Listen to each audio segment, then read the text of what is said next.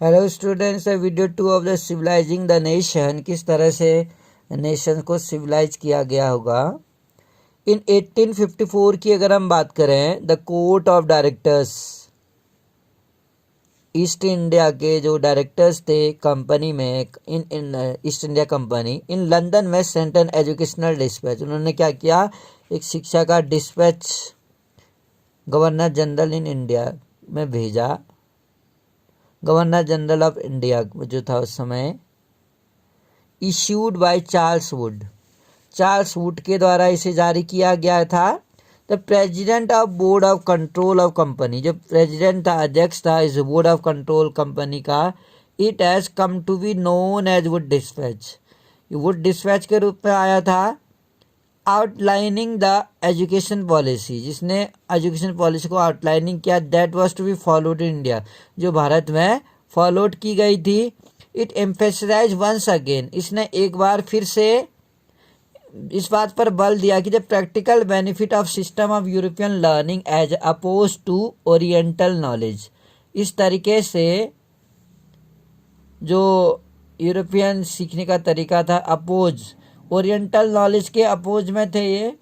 One of the practical use, तो इसमें से जो डिस्पैच जो था, वुड डिस्पैच, क्योंकि वुड डिस्पैच ने इसे जारी किया था इसलिए वुड डिस्पैच कहा जाता है। तो जो डिस्पैच था, पॉइंटेड आउट इकोनॉमिक, उसने इकोनॉमिक को पॉइंट आउट किया।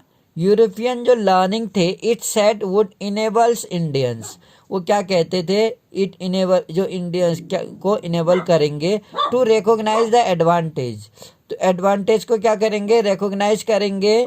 To flow from the expansion of trade and commerce, जिससे कि एक्सपेंशन हो व्यापार और वाणिज्य का।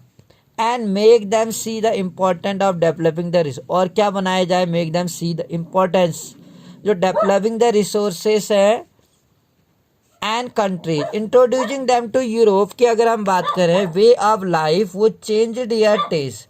अब जब उन वो में चेंज आएगा, डेफिनेटली उनके टेस्ट और डिजायर में भी चेंजेस आएगा। And create a demands for British good, और जब इंडियंस लोग सिविलाइज हो जाएंगे तो वो किसी तरह से उनको परिचित कराना चाहते थे यूरोपियन लोगों का जीवन का तरीका। वो चेंज दिया टेस्ट, जिससे कि उनकी जो रुचि थी और उनकी जो इच्छा थी वो बदल जाती। And create a demand for British good, और कहीं ना कहीं ब्रिटिश वस्तुओं के लिए डिमांड बढ़ जाती। For Indians would begin to appreciate and buy things were produce in Europe. Indians would begin to appreciate, अब इंडियंस क्या करने लगे, अप्रिशिएट करने लगे, प्रशंसा करने लगे और चीज़ों को खरीदने लगे जो यूरोप में उस टाइम पर बनती थी। धीरे धीरे उनकी थिंकिंग बदली, उनका टेस्ट बदला, डिजायर उनकी चेंज हो गई। तो कहीं ना कहीं जो ब्रिटिश गुड्स थे उनको खरीदना शुरू कर दिया इंडियंस लोगों ने। वुड डिस्पैच की अगर हम बात करें, ये वुड डिस्पैच था क्या, ऑल्सो आर्ग्यू, इन्होंने आर्ग्यू किया गया कि द यूरोपियन लर्निंग जो थे वुड इम्प्रूव, यूरोपियन जो एजुकेशन थी उससे इम्प्रूव करेगी मॉरल कैरेक्टर, एक नैतिक चरित्र को इम्प्रूव करेगी भारतीयों के। It would make them truthful, वो उनको ट्रूथफुल बनाएगी, ऑनेस्ट बनाएगी। And thus supply the company with civil servant who could be trust, जिस पर यकीन किया जा सकता था। एंड डिपेंड अपॉन, जो लिटरेचर की अगर हम बात करें, ईस्ट की was not only full of grave error, इनमें ना केवल बहुत सारी गलतियां थी। It would also not instil in people a sense of duty and a commitment to work, nor could it develop the skill required for the administration. और इस तरीके से, तो किस तरह से ये लोगों के मस्तिष्क में इंस्टिल करती एक कर्तव्य की भावना और कमिटमेंट, एक काम करने के लिए commitment. Nor could it develop the skill required for administration. लेकिन हम कहीं ना कहीं देख सकते थे इनमें जो गलतियां थी, बहुत ज़्यादा गलतियां थी कि ये लोगों में एक कर्तव्य का भावना नहीं बढ़ती थी और काम करने के लिए कमिटमेंट नहीं करते थे। नॉर इट कुड डेवलप, जो एक स्किल की ज़रूरत होती है, कुशलता एडमिनिस्ट्रेशन के लिए, ना वो कुशलता ही लोगों में आ पाती थी। तो इस तरह की कुछ कमियां देखने को मिली थी। फॉल 1854 में लॉर्ड डलहौजी के टाइम पर यहाँ वो डिस्पैच लागू किया गया। सेवरल मीजर्स वेर इंट्रोड्यूस, तो कई सारे कदम उठाए गए, इंट्रोड्यूस किए गए बाय ब्रिटिशर्स के द्वारा। Education department of the government, जो गवर्नमेंट का एजुकेशन डिपार्टमेंट था वह setup to extend control over all matters regarding education. तो इस तरीके से जो गवर्नमेंट थे वह सेटअप टू एक्सटेंड कंट्रोल को एक्सटेंड करने के लिए क्या, ओवर ऑल मैटर्स व रिगार्डिंग एजुकेशन से related step were taken to establish a system of university. और कई सारे ऐसे कदम उठाए गए, स्टेप्स उठाए गए, टेकन इस्टेब्लिश किए गए, जिसमें एक एजुकेशन जो यूनिवर्सिटी एजुकेशन था उस सिस्टम को बनाया गया। इन 1857 में while the sepoys rose in revolt, जब सिपॉइज ने रिवॉल्ट रोज किया मेरठ दिल्ली में, यूनिवर्सिटीज वेर बीइंग इस्टेब्लिश, तो उस टाइम पर हम देखते हैं कि कलकत्ता, मद्रास और मुंबई में क्या था, यूनिवर्सिटीज खोले गए। अटेम्प्टेड वेयर में also made to bring about changes within the system of school education, और ऐसे कई प्रयास किए गए, अटेम्प्ट किए गए, were also made to bring about change, जिसमें एक स्कूल एजुकेशन के सिस्टम में बदलाव आया। तो यहाँ पर एक फोटोग्राफ दिखाया गया है जो मुंबई यूनिवर्सिटीज थी 19th सेंचुरी में, किस तरह से यूनिवर्सिटी। तो 1857 के टाइम में जब फर्स्ट वॉर ऑफ इंडिपेंडेंस हुआ, मैंने आपको बताया कि कलकत्ता, मद्रास और मुंबई में 3 यूनिवर्सिटियां खोली गई थी।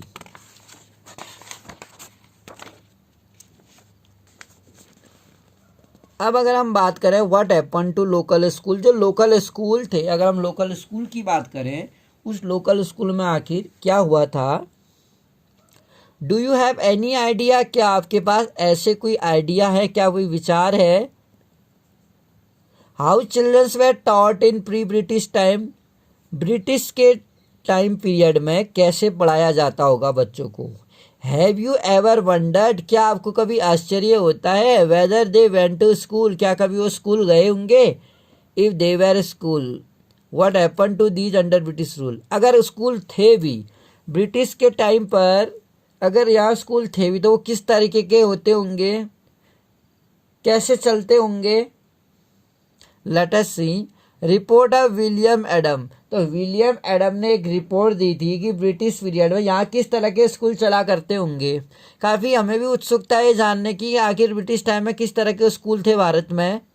इन 1830 की अगर हम बात करें तो विलियम एडम जो था स्कॉटिश मिशनरी था, स्कॉटिश का एक मिशनरी था, धर्म प्रचार करता था, जो बंगाल डिस्ट्रिक्ट में यहाँ पर यात्रा पे आया। एंड बिहार, बंगाल और बिहार की यात्रा पर आया। He had been asked by the company के द्वारा उसे कहा गया कि वो क्या करे, एक रिपोर्ट तैयार करे, एक रिपोर्ट बनाए on the progress of education, की जो शिक्षा है उसकी किस तरह से उसकी उन्नति हो रही है, यानी शिक्षा का कितना विकास हो रहा है वर्नाकुलर स्कूल्स में। उस टाइम पर वर्नाकुलर स्कूल हुआ करते थे। तो बेसिकली यहाँ पर कंपनी ये जानना चाहती थी विलियम एडम से कि यहाँ पर शिक्षा का, वर्नाकुलर शिक्षा का कितना प्रसार हो रहा है। रिपोर्ट एडम प्रोड्यूस, जो रिपोर्ट थी एडम की, रिपोर्ट प्रस्तुत की एडम ने, वो बहुत ही इंटरेस्टिंग थी। क्या थी वो रिपोर्ट। एडम ने ये पाया, Adam found that there were over 1 lakh pathshala, यहाँ पर भारत में करीब 1 लाख पाठशाला चलती थी। बंगाल और बिहार में पाठशालाएं कहा करते थे उन्हें, जहाँ पर बच्चे पढ़ने जाते थे। दीज वेर स्मॉल इंस्टीट्यूशन, ये क्या थे, छोटे छोटे इंस्टीट्यूशंस थे, छोटी छोटी संस्थाएं थी। With no more than 20 student, और हर पाठशाला में या हर कक्षा में हम कह सकते हैं विथ नो मोर 20 स्टूडेंट से ज़्यादा नहीं थे, केवल 20 ही स्टूडेंट्स थे हर इंस्टीट्यूशन में। But the total number of childrens, लेकिन पूरी पाठशाला में अगर हम बात करें, बीइंग टॉट इन पाठशाला वाज कॉन्स्टेबली ओवर 20 लाख, 20 लाख बच्चे थे पूरे। अगर हम भारत में पाठशाला की बात करें, टोटल जो बच्चे थे 20 लाख थे। Institution were set up by the wealthy people, जो ये इंस्टीट्यूशन थे या जो हम कहेंगे कि जो ये पाठशालाएं थी वो वेल्थी पीपल के द्वारा या एक स्थानीय समुदाय के द्वारा स्थापित की गई थी। At time they were started by a teacher. Teacher जिसे हम गुरु बोल सकते थे, उनके द्वारा शुरू किया जाता था। द सिस्टम ऑफ एजुकेशन लचीला था। एजुकेशन लेने का जो सिस्टम था वो काफ़ी लचीला था। अब कैसे लचीला था, फ्लेक्सिबल कैसे था सिस्टम? जो एजुकेशन का था पाठशाला में, बहुत ही ज़्यादा फ्लेक्सिबल था, बहुत ही हार्श रूल नहीं थे, कठिन नियम नहीं थे। Few things that you associate with school, कुछ चीज़ें हैं जो आप स्कूल के साथ एसोसिएट करेंगे, आज के स्कूल के साथ, with school today were present in pathshala, जो उस टाइम पे पाठशालाओं में हुआ करती थी। अगर हम उस टाइम के पाठशाला में जो चीज़ें थी और उसको हम आज के स्कूल से कंपेयर करें तो काफ़ी डिफरेंस देखने को मिलेगा। क्या डिफरेंसेस थे? देयर वेर नो फिक्स्ड फी, कोई भी फिक्स्ड फीस नहीं थी पाठशाला में। नो प्रिंटेड बुक्स, कोई बुकें नहीं चलती थी उस समय, ना फीस ही होती थी फिक्स। नो सेपरेट स्कूल, ना कोई अलग से स्कूल बिल्डिंग होती थी। नो बेंचेज, अब बिल्डिंग ही नहीं होती थी तो बेंचें कहाँ से होंगी, बेंचें भी नहीं होती थी उन दौरान पे। और चेयर, ना चेयर होती थी। नो ब्लैक बोर्ड, यानी कि ना बिल्डिंग्स, ना बेंचें, ना चेयर, ना ब्लैक बोर्ड, यानी खुला आसमान, नदियाँ, जंगल, इनके बीच में शिक्षा होती थी, नेचर के बीच में रह के पढ़ाया जाता था। No system of separate classes, ना अलग से क्लासें चलती थी। नो रोल कॉल रजिस्टर, ना रजिस्टर होता था स्कूल में, ना कोई एनुअल एग्ज़ाम होते थे, यानी कि ना एग्ज़ाम, ना रजिस्टर, ना ब्लैक बोर्ड, ना चौक, ना रूम, ना बेंचें, कुछ भी तो नहीं था उस तरह की उस टाइम की पाठशालाओं में। ना टाइम टेबल होता था, ना किताबें होती थी। टीचर को जो मन आता था वो पढ़ा देते थे अपनी स्मृति के आधार पर। इन सम प्लेसेस, कुछ जगहों में अगर हम बात करें, इन द कॉर्नर ऑफ विलेज, गांव के कोने में जो कोई दुकान होती थी या कोई मंदिर होता था या गुरु का घर होता था, फ्री फीस, वहाँ पर ये क्लासें चलाई जाती होंगी। अगर हम बात करें इन सम प्लेसेस, कुछ जगहों पर जो एक कक्षाएं थी, बेनियन ट्री, बरगद के पेड़ के नीचे चलाई जाती थी, या किसी जगहों पर किसी गांव के कोने किसी दुकान में जो खाली थी, या किसी मंदिर में, या तो किसी गुरु के घरों में एक क्लास चलती थी। अलग अलग जगहों पर कंडीशन के बेसिस पे क्लासेस चलती थी। टाइम टेबल तो होता नहीं था, बुकें होती नहीं थी उस टाइम पे। Chalk, black board, classroom, table, chair, इनका कोई मतलब नहीं था।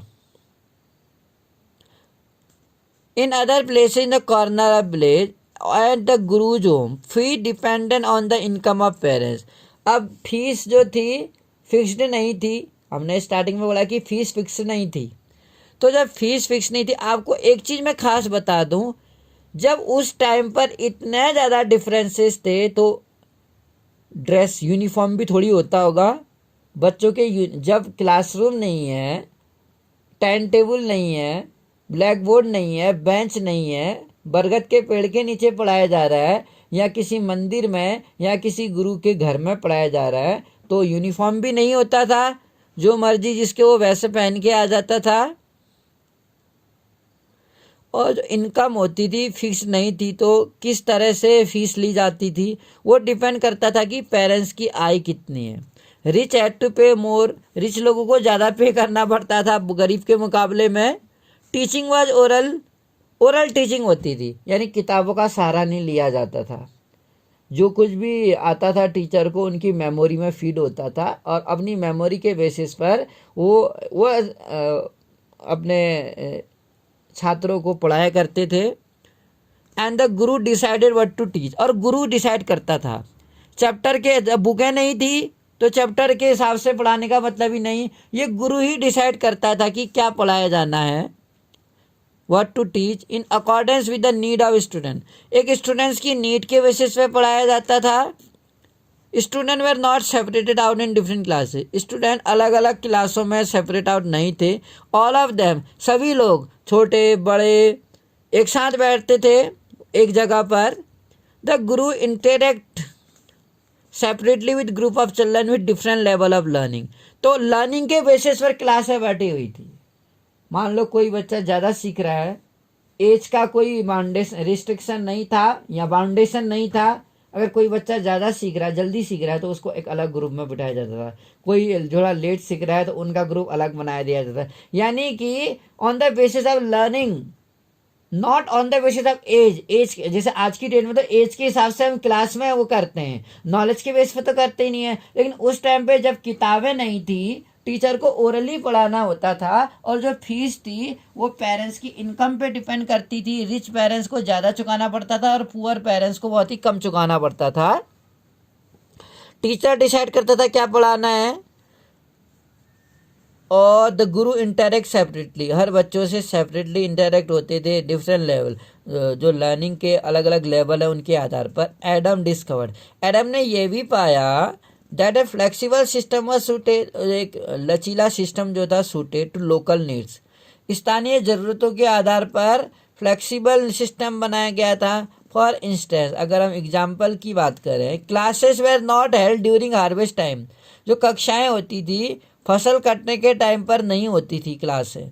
When rural children often worked in the field, और उस समय जो गांव के बच्चे होते थे, क्योंकि वो अक्सर क्या करते थे, खेतों में काम किया करते थे, तो उस समय क्या करता था, कक्षाएं नहीं लगाई जाती थी हार्वेस्ट टाइम पे। Pathshala started once again when the crop had been cut, और एक बार दोबारा से पाठशाला, जैसे हमारे यहाँ जाड़ों की छुट्टियां होती हैं, जाड़ों में स्कूल नहीं आते हैं, लेकिन इसके पीछे रीज़न है केवल क्लाइमेट, जाड़ा होने से।